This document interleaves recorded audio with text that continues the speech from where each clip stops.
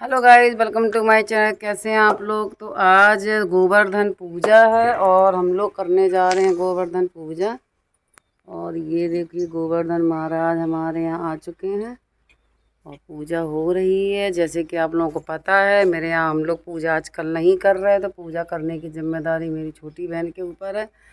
तो हो रही है पूजा, देखिए हम लोगों ने कैसे की। गोवर्धन पूजा को दिवाली के दूसरे दिन ही मनाया जाता है। परंपरा के अनुसार इस दिन खास तौर पर गाय के गोबर से गोवर्धन का पहाड़ बनाया जाता है। इस गोवर्धन पहाड़ को लोग गोवर्धन पूजा, अन्नकूट पूजा के नाम से ही जाने जाता है।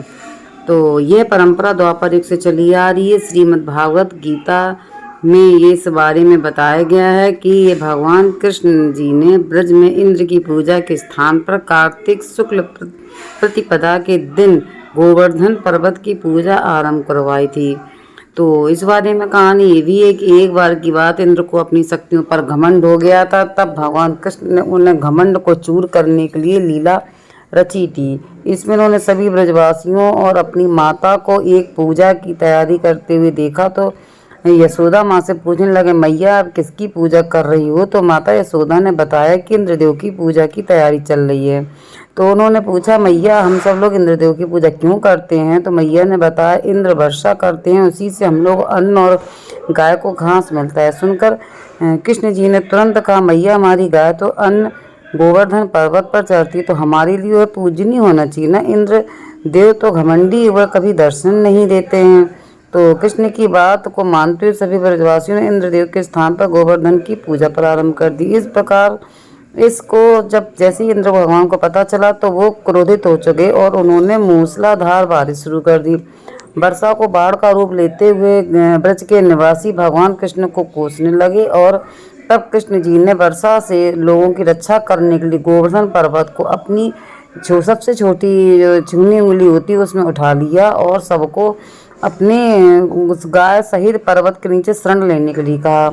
इससे इंद्रदेव अधिक क्रोधित हो गए और उसके बाद उनकी सब लोग उनका बहुत क्रोधित हो गए और वर्षा की गति और तेज कर दी, इंद्र का विमान चूर करने के लिए। तब श्री कृष्ण ने सुदर्शन चक्र से कहा कि जब आप पर्वत में रहकर वर्षा की गति को नियंत्रण करने और शेष नाग से मेंढ बनाकर पर्वत को पानी से रोकने के लिए कहा। इंद्रदेव लगातार रात दिन मूसलाधार बारिश कर रहे थे। काफी समय बीत जाने के बाद उन्हें एहसास हुआ कृष्ण कोई साधारण मनुष्य नहीं। तब वह ब्रह्मा जी के पास गए। उन्हें ज्ञात हुआ श्री कृष्ण कोई और नहीं, हरि विष्णु के अवतार है। सुनते ही कृष्ण के पास जाकर क्षमा याचना की और देवराज इंद्र ने कृष्ण जी की पूजा की, उन्हें भोग लगाया। तभी से गोवर्धन की पूजा की परंपरा मान्यता। इस दिन गोवर्धन पर्वत और गायों को पूजा करने से भगवान श्री कृष्ण जी प्रसन्न होते हैं। तो मैंने आपको गोवर्धन पूजा की पूरी कथा सुनाई है और इधर पे कथा हो रही है, उधर हम देखिए हमारे घर की पूजा भी संपन्न हो गई है। तो गोवर्धन की पूजा को बहुत ही विधि विधान से बहुत उसमें किया जाता है, लेकिन जैसे कि मेरे यहाँ इस टाइम पूजा नहीं हम लोग कर पा रहे हैं, तो मेरी बहन ने पूजा संपन्न कर दी है। पूजा पूरी तरह से हो गई है।